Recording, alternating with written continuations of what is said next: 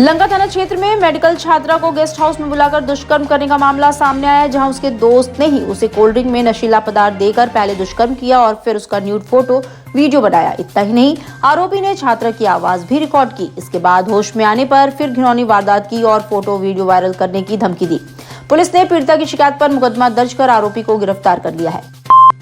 Samajwadi party कार्यालय अर्दली बाजार में वंचित समाज की आवाज और सहज जीवन शैली के पुरोधा जननायक कर्पूरी ठाकुर जी की जयंती मनाई गई। इस अवसर पर एक विचार गोष्ठी का आयोजन किया गया। विचार गोष्ठी में समाजवादी आंदोलन में इनके योगदान की चर्चा की गई। गोष्ठी की अध्यक्षता करते हुए जिला अध्यक्ष सुजीत यादव लक्कड़ ने कहा कि बिहार की सियासत में जब भी सहज जीवन शैली और सर्वहारा समाज के सियासत करने वाले मुख्यमंत्री की चर्चा होगी, उसमें कर्पूरी ठाकुर का नाम जरूर शामिल है। कुंभ के मेले में जो अम्बेडकर जी का मूर्ति लगा है, मुलायम सिंह यादव का मूर्ति लगा है, उसका जोरदार विरोध हो रहा है कि इनको यहाँ पे नहीं होना चाहिए। राम भक्तों को गोलियाँ चलवाए थे, तमाम साधु संतों का बयान आ रहा है। इस पर आप क्या कहेंगे? देखिए, ये जो हमारे परम श्रद्धेय जो 2-3 बार के मुख्यमंत्री, भारत सरकार के रक्षा मंत्री, समाजवादी पार्टी के संरक्षक, गार्जियन और इस धरती पुत्र, दलित, गरीब, पिछड़े, वंचित की जुबान और इनके मसीहा हैं। ये हमारे समाजवादी कार्यकर्ता कुंभ पर जो है कई वर्षों से वहाँ पे कई वर्षों से वहाँ पे संस्कार के अंतर्गत समाजवादी पार्टी के नेतृत्व को आस्था विश्वास रखते हुए वहाँ पे आए हुए शरणार्थी कुंभ के, वहाँ पे जो है बाबा लोग, वहाँ पे आए हुए सभी शरणार्थियों को सेवा सत्कार के माध्यम से। बीएचयू के दृश्य कला संकाय का चित्रकला विभाग एक राष्ट्रीय कार्यशाला का आयोजन कर रहा है, जिसका शीर्षक बनारस घाट है, इसकी सुंदरता एवं आध्यात्मिकता है। ये कार्यशाला 27 जनवरी से 2 फरवरी 2025 तक चलेगी। बनारस को गंगा नदी का आशीर्वाद प्राप्त है। मां गंगा के तट पर ये नगर बसा है, जो भारत की जीवन रेखा है। गंगा स्नान और भगवान शिव की उपासना से जहां धार्मिक और आध्यात्मिक पुण्य और तृप्ति होती है, वहीं घाट का ये सौंदर्यीकरण आकर्षक का केंद्र है। उच्च स्तरीय लेवल का है, तो उसके बारे में हमको लगा कि आप सबको ये जानकारी दे दी जाए, और जैसे कि पूरे बनारस के हर जितने कला प्रेमी हैं, जितने स्टूडेंट हैं, जितने भी कला में रुचि रखने वाले छात्र हैं, वो सब हमसे जुड़ सकें और वहाँ पे जाके जो हमारे जो बड़े बड़े कलाकार आ रहे हैं उनके काम को देख सकें और उनसे कुछ सीख सकें। कितने कलाकार यहाँ पे आ रहे हैं और कहाँ से आ रहे हैं? अब कलाकार हमारे अलग अलग जगह से आ रहे हैं। दिल्ली से आ रहे हैं, दिल्ली से 3-4 आर्टिस्ट हैं जो दिल्ली से आ रहे हैं। उसके अलावा एक हैदराबाद से एक आर्टिस्ट हैं, वो फेमस है, अपने अपने काम में महारथी हैं। एक कुरुक्षेत्र से हैं, हरियाणा से, और दूसरे उदयपुर से हैं, और साथ में एक लखनऊ से है। तो वो जितना भी हमें मिल सका, जो लोग अवेलेबल थे और अच्छे अपने फील्ड में थे, वो आएंगे। और अभी ये पार्ट 1 हो रहा है, हम इसे नेक्स्ट भी लेवल पे ले जाएंगे। पार्ट 2 में जो कलाकार छूट गए हैं उनको भी हम इनवाइट करेंगे और उनको वो भी काम करेंगे हमारे। प्रधानमंत्री नरेंद्र मोदी द्वारा आयोजित परीक्षा पे चर्चा 2025 कार्यक्रम में बनारस की अलीजा अंसारी का चयन हुआ है। ये कार्यक्रम देश भर के छात्रों के लिए एक महत्वपूर्ण अवसर है और अलीजा का इस अवसर में कार्यक्रम में भाग लेने के लिए गर्व की बात है। उत्तर प्रदेश से कुल 3 छात्रों का चयन हुआ, जिसमें अलीजा अंसारी के साथ मुजफ्फरपुर और उन्नाव से भी 2 अन्य छात्राएं शामिल हैं। सिगरा स्थित डॉक्टर संपूर्णानंद स्पोर्ट्स कॉम्प्लेक्स में पैरा तीरंदाज शीतल देवी का स्कल्पचर लगाया गया है। 20 फीट ऊंचे स्कल्पचर में पैरा तीरंदाज पैर से निशाना साधते दिख रही है। बहुमंजिला भवन में खिलाड़ियों को कुश्ती, मुक्केबाजी, निशानेबाजी और तलवारबाजी के गुर सिखाए जाएंगे। सबसे कम उम्र की पैरालंपिक शीतल देवी का स्कल्पचर खिलाड़ियों को लक्ष्य भेदने की प्रेरणा देगा। वीडियो की ओर से दी गई मूर्ति सिगरा के डॉक्टर संपूर्णानंद स्पोर्ट्स कॉम्प्लेक्स में लगाई गई है। वाराणसी में गणतंत्र दिवस की तैयारियों के तहत पुलिस कमिश्नर मोहित अग्रवाल ने शुक्रवार को पुलिस लाइन परेड ग्राउंड में आयोजित ग्रैंड रिहर्सल परेड का निरीक्षण किया। इस दौरान उन्होंने परेड में शामिल टोलियों और अन्य कार्यक्रमों का बारीकी से अवलोकन किया तथा कार्यक्रम को सुव्यवस्थित और सुसज्जित बनाने के लिए आवश्यक दिशा निर्देश दिए। गणतंत्र दिवस परेड का नेतृत्व ACP line doctor Ishani Soni करेंगी। इस परेड में कुल 12 टोलियां शामिल होंगी।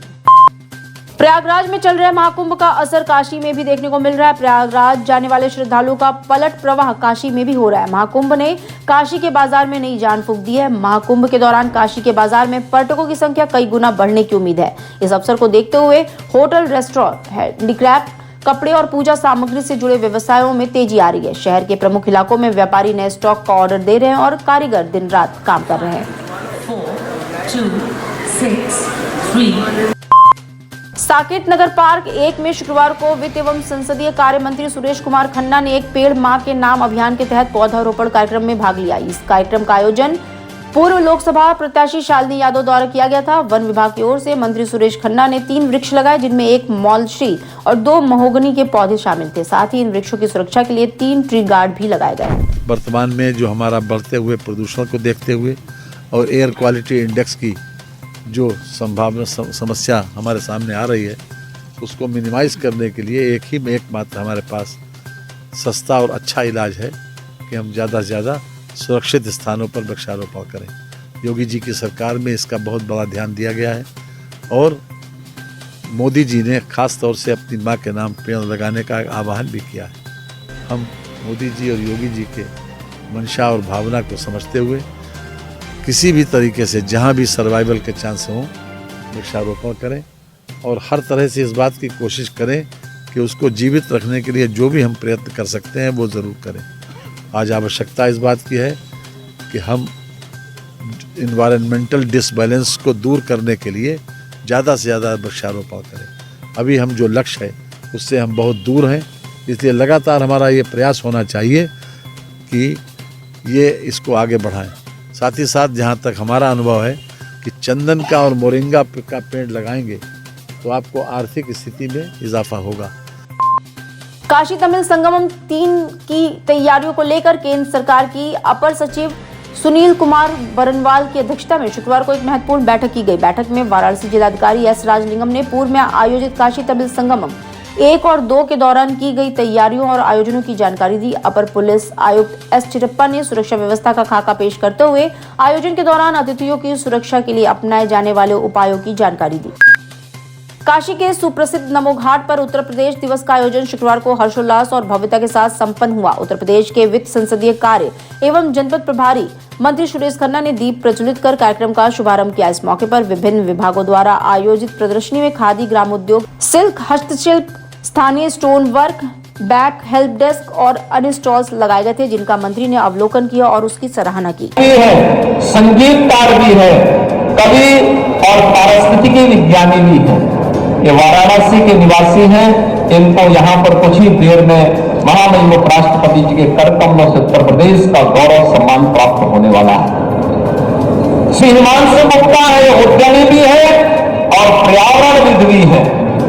इन्होंने एक भारतीय के रूप कार्यकारी अधिकारी के रूप में इन्होंने अपना स्थान बनाया है। 2022 के टाइम पत्रिका के महान नवाचारों में इनको भी मान्यता मिली है।